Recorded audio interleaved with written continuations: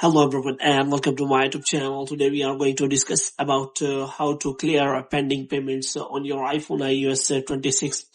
For example, if you want to see any pending payments on your App Store purchase or any subscription, and if you want to clear that pending payments, so how you can do that. For this, what you have to do, you have simply watch this video completely. So without wasting any time, let's start the video. So first of all, what you have to do, you have to make sure that you are connected to a proper Wi-Fi and internet connection.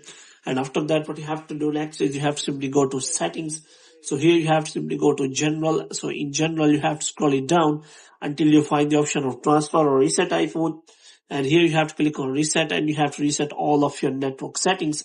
And after that, what you have to do, you have to simply go back. Now what you have to do, you have to simply look for the App Store. So here you have to simply click on that. So if you want to clear the pending payments, then there are two methods available. So the first option is that you can simply go to the App Store and you have to click on that Apple ID.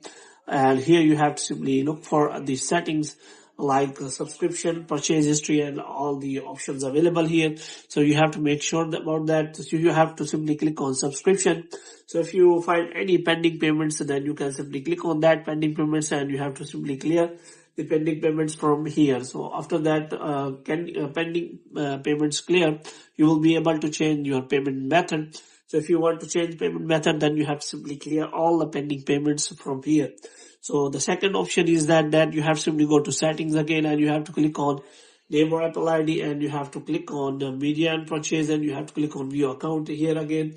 And you will find the same interface like subscription, purchase history. So you have to click on subscription, and if you find any subscription has pending payments, then you can simply clear the pending payments by clicking on it. And after clearing all the pending payments, you will be able to change your payment method. So hope you have liked this video. If you get more videos like this, you can subscribe our channel.